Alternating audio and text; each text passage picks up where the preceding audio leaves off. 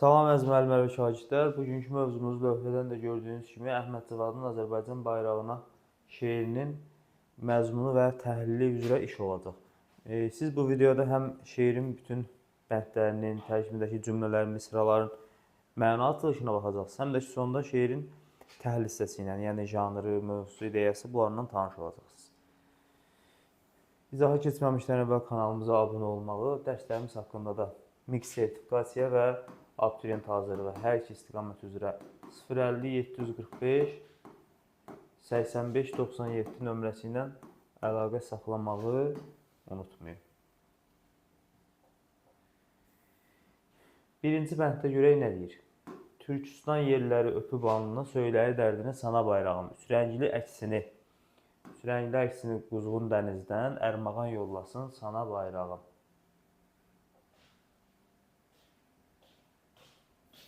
Baxaq, birinci bəndin şərhi.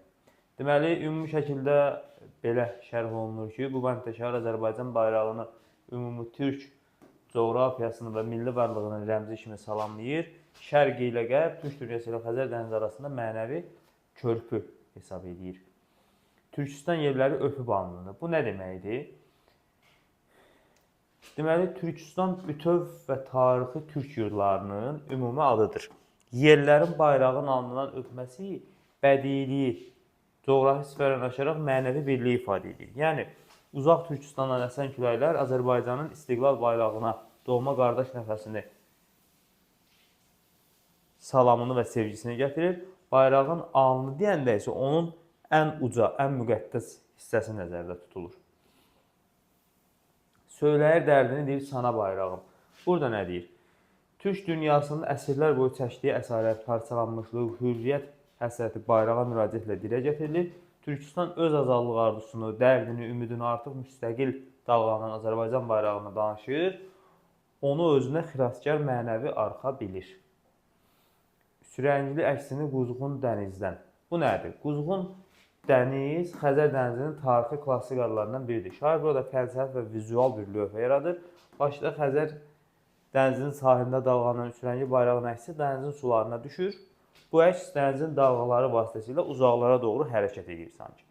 Ərmağan yollasın yara bayrağım. Bu nə deməkdir? Buradakı yar sevgili, yəni eyni soy kökünə bağlı olan digər türk torpaqları. Xüsusilə bu Osmanlı Anadolu və bütövlükdə Turan yurdu nəzərdə tutulur. Azərbaycan bayrağının Xəzər sularında bərq vuran üçrəngli əksi digər soydaşlarımıza da bir azadlıq töhfəsi, müjdəsi və ərmağanı, hədiyyəsi olaraq göndərilir sanki. İkinci bəndinə baxaq şeirin. Kölgən dövlət quşu, daha doğrusu gedərkən Turana çıxdın qarşıma, kölgən dövlət quşu qondu başıma, izin ver gözümdə coşan yaşıma, dinləsin dərdini aha bayrağım. Görək burada nə deyir. Bu bənddə də ümumi olaraq şairin şəxsi hissləri ilə milli idealları birləşir. Müəllif bayrağı sadəcə bir parça deyil, talihi dəyişdirən ali bir güc kimi görür. Gedərkən Turana çıxdın qarşıma. Şair böyük türk birliyi, Turan idealı və məfkurəsi uğrunda mənəvi, intellektual və fiziki bir yolda olarkən bu bayraqla qarşılaşdığını qeyd edir. Bayrağın meydana çıxması Turan yolcusu olan şair üçün ən böyük rəhbər və mayak olur sanki. Kölgən dövlət quşu qondu başıma. Bu nədir? Dövlət quşu şərq mifologiyasında kimin başına qonarsa ona ruzi, xoşbəxtlik, taxtaz, müstəqillik gətirən müqəddəs bir quşdur. Şair bayrağın kölgəsini bu dövlət quşuna bənzədir. Bayrağın kölgəsinin xalqın və şairin üzərinə düşməsi rəsmən müstəqil, azad, şərəfli bir dövlətə sahib olmaq deməkdir. Yəni necə burada deyir, dövlət quşu, həqiqi dövlət quşu kiminsə başına qonarsa ona ruzi, xoşbəxtlik gətirər, taxtaz, müstəqillik gətirər. Bayrağın da dövlət quşu kimi kiminsə başına qonması ona müstəqillik, azadlıq, şərəfli bir dövlətə sahib olmaq deyək ki, bir rəmzin gətirər, hissin gətirər. Belə. İzin ver gözümdə coşan yaşıma. Bu nədir? Bu kədər yox.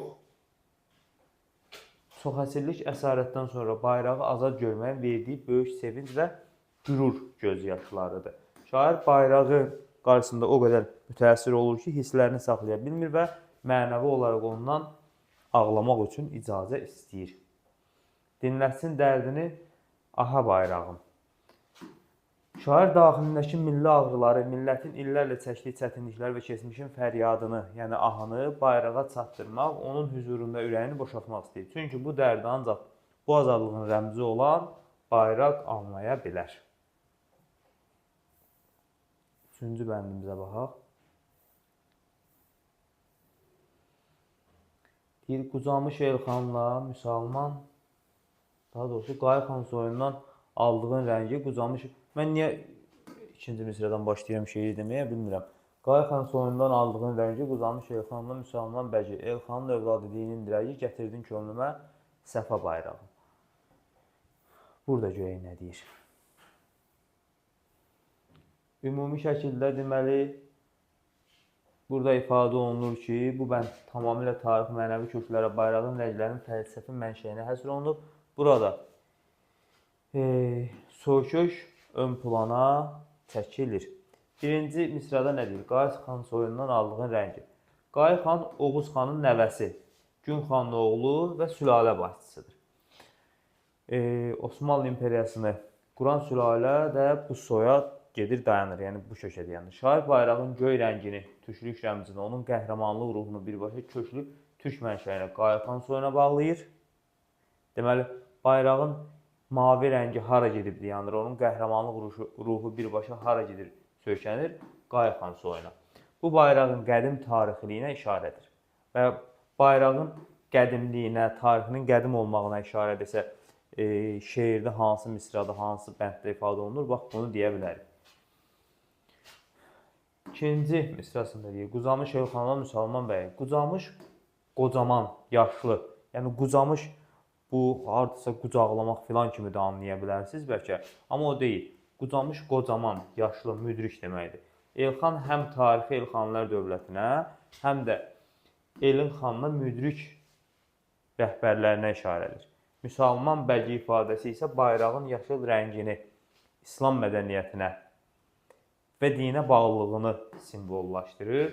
Türk dövlətçilik ənənəsi ilə İslam əxlaqının bayraqda birləşdiyi göstərilir. Türk dövlətçilik ənənəsi ilə İslam əxlaqının birləşdiyi harda göstərilir desə, bax, bu beytdən, bu misradan o anlama gələ bilərik. Elxanın övladı dinin dirəgi.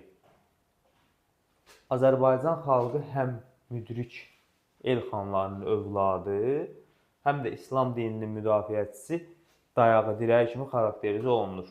Həm də bu Elxanın yenə, bax, buradakı xan olan, Elxanlar dövlətinin başçısı olan Elxanı nəzərdə tuta bilir. Bayraq bu iki ali sütunun milli kimliyin, türklüyün və mənəvi kimliyin, yəni İslamın varisidir sanki.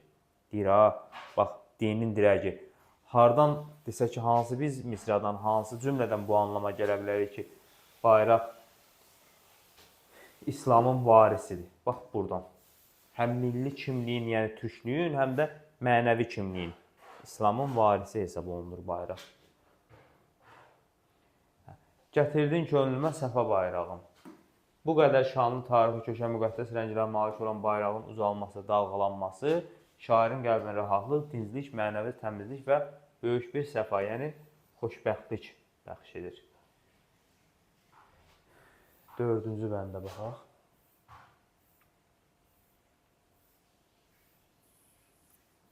Yəni sonuncu. Köksümdə tufanlar gəldim irəli. Öpüm kölgən düşən mübarək yeri. Allahın yıldızı o gözəl pəri, sığınmış qoynunda aya bayrağım.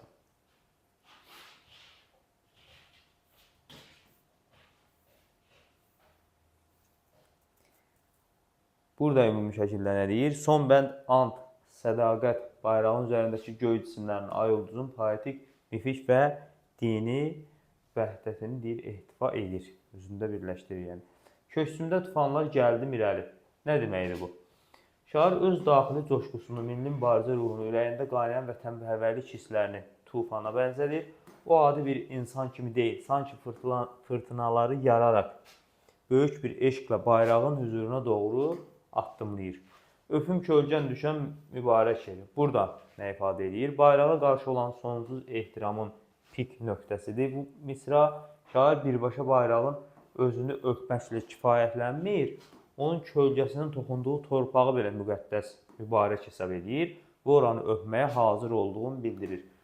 Bu yüksək vətəndaşlıq, vətənpərvərlik və fədakarlıq rəmzidir həqiqətən də. Allahın yıldızı o gözəl pəri. Açılışı nədir? Bayrağın üzərindəki 8 yuşalı ulduz Allahın yıldızı və ilahi bir pəri, yəni gözəllik, təmizlik rəmzi kimi mənalandırılır. Ulduzun buradakı mənası həm səmavi təmizlik, həm də xalqın üzərində doğan bəxt ulduzunu, istiqlal işığını özündə ehtiva edir, tərənnüm edir. Sığınmış qoynunda aya bayrağım, bayraqdakı ay, hilal və ulduzun vizual vəhdəti bədiləşdirir, yəni birliyi, birləşməyi, vəhdəti o deməkdir. Müqəddəs ulduz İslamın və hürriyyətin rəmzi olan ayın qoynuna sığınıb, bu sığınma təhlükəsizliyi, əbədi birliyi, ilahi mühafizəni, harmoniyanı tərənnüm edir. Azərbaycan bayrağı bu ilahi vəhdətin daşıyıcısıdır sanki.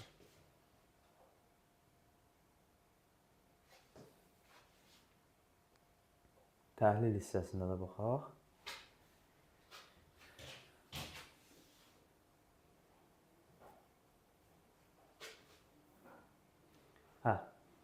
Deməli, həyata əks etdirmə növü lirik növdür. Janrı qoşmadır, qoşmanın da qafiyə quruluşunu bilirik. Birinci bənddə A, B, C, B, sonrakilərdə 3D, 1B, 3C, 1B belə. Heca vəznindədir, şeir vahidi bənddir, şeir şəkli dördlüydür, daxili bölgüsü 6 plus 5'dir. Məsələn, necə idi? Elxanın övladı, dinin dirəci.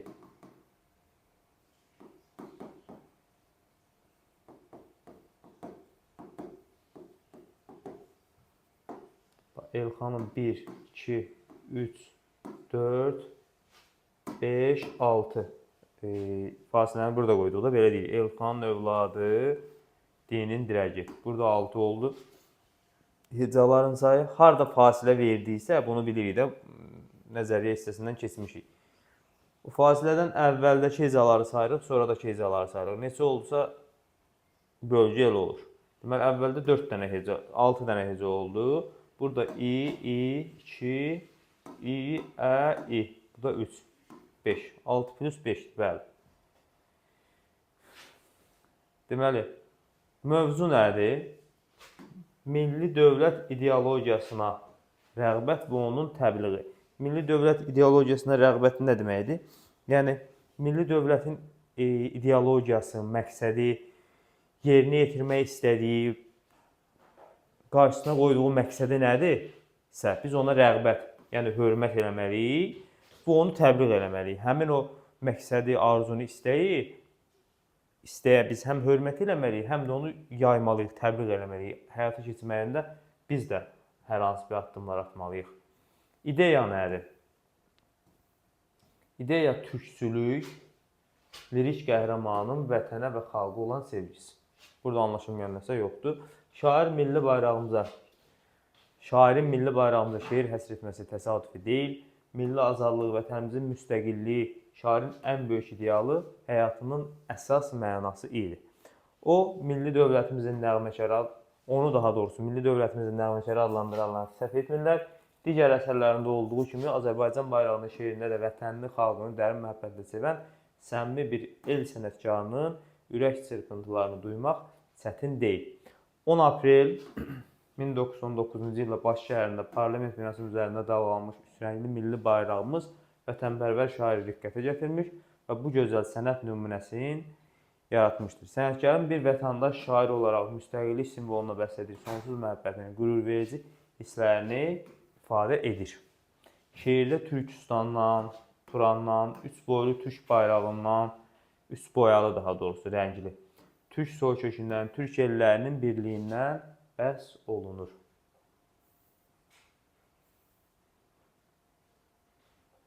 Şairin fikrincə, milli bayrağın ucalığı, mahiyyəti onun boyalarındakı mənəvi ideoloji məna ilə bağlıdır. Yəni bayrağın bu qədər müqəddəs, bu qədər uca olmağı onun rənglərindəki mənəvi ideoloji məna ilə, yəni onun rənglərində gizlənən məna ilə bağlıdır. Şeirin lirik qəhrəmanı mübariz və vətənpərvərdir. Əsl ucalığı, müstəqilliyi hiss edir. Lirik qəhrəman elə şairin özüdür. Bayraqdakı ay ulduz, Allahın yıldızı o gözəl pəri adlandırılır. Ay ulduz yox, daha doğrusu ulduz. Allahın yıldızı o gözəl pəri deyəndə ulduzu nəzərdə tutur. Bayraq türk soylarının fəxri kimi dəyərləndirilir. Şeirdə milli dövlətçilik tarixinə nəzər salınır. Elxanilərin başçısı Elxanın adı çəkilir.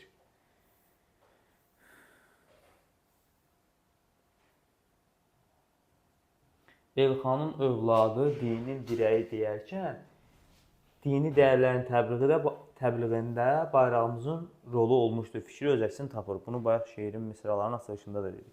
Şeirdə işlənmiş quzğun dəniz ifadəsi Xəzər dənizinə işarədir. Bunu da dedik.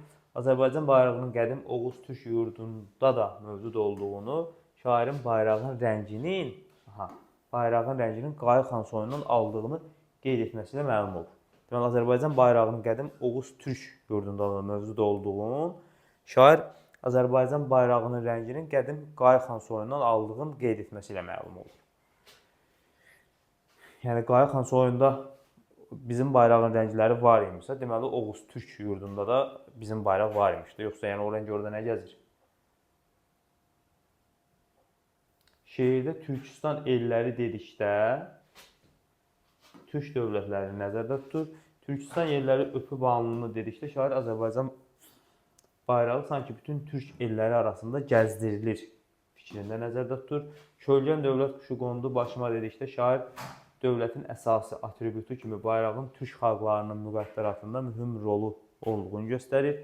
Dinləsin dərdini aha bayrağım söyləyərəkdə lirik qəhrəman dövlətə qarşı narahatlığını çartdırır.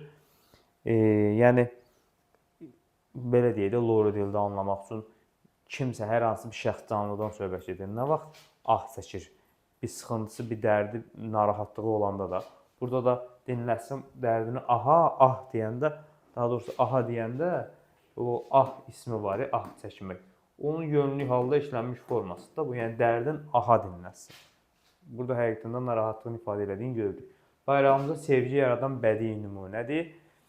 Bayraq tərənnüm edilir, yəni təriflənilir, xoş ifadələrlə bizə çatdırılır.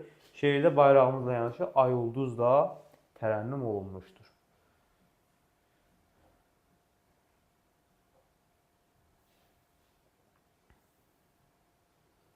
Sonra şeirdə bayrağın rənglərinin konkret olaraq adları çəkilərək hansı rənglər olduğu barədə məlumat verilmir. Bax, bunu yadda saxla. Bir mavi rəng budur, qırmızı budur, yaşıl budur, mənaları budur, deyilmir. Şeirin bütün bəndlərimizdə bayrağımıza xitab olunur.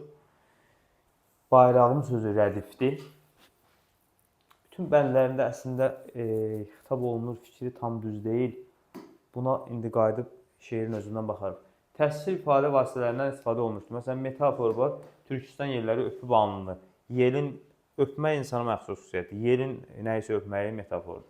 Gətirdin könlümə səfa bayrağım. Nəyisə gətirmək də yenə canlıya şəxsə aid bir şeydir. Bayrağın nəsə gətirməyi metafordur. İnversiya var. Hər bənddə var demək olar. Təşbih kölgən dövlət quşu. Kölgən dövlət quşu kimi qondu başıma təşbihdir. Mübaliğə var. Köksümdə tufanlar gəldim iləri. Yəni şişirtmədə həddindən artıq böyütmədir, bəli. Bitdi. İndi o hər nə deyildi burada xitab söhbətində? Bütün bəndlərdə deyir xitab var. Baxaq bir dənə.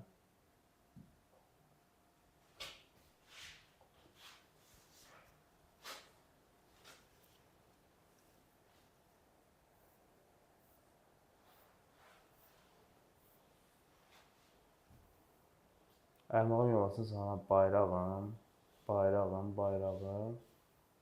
Bəli, bütün bəndlərdə var, düzdür. Bütün bəndlərdə xitab var. Bu qədər əziz şagirdlər, müəllimlər. Növbəti izahlarımızda görüşənə qədər ümid edirəm ki, izah hər birinin üçün yararlı oldu.